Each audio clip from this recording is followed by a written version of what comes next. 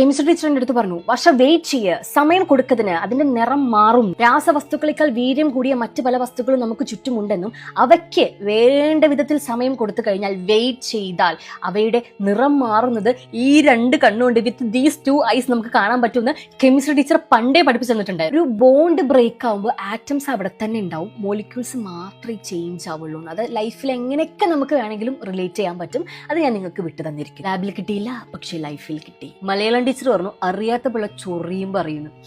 ചൊറിഞ്ഞു, അപ്പൊ നന്നായിട്ട് അറിഞ്ഞു. മിന്നുന്നതെല്ലാം പൊന്നല്ല എന്നും കൂടി പറഞ്ഞിട്ടുണ്ടായിരുന്നു.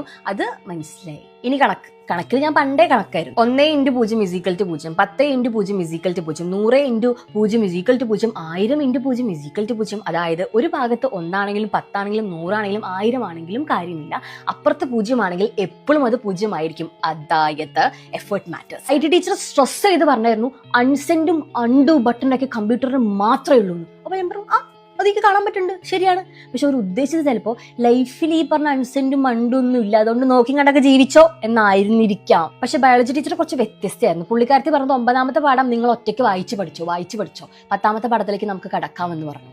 അതായത് പുള്ളിക്കാരത്തി ഉദ്ദേശിച്ചത് നിങ്ങൾ ഒറ്റയ്ക്ക് അനുഭവിച്ചങ്ങോട്ട് പഠിച്ചു. ഇംഗ്ലീഷിന്റെ സാറ് പറഞ്ഞു, don't judge a book by its cover.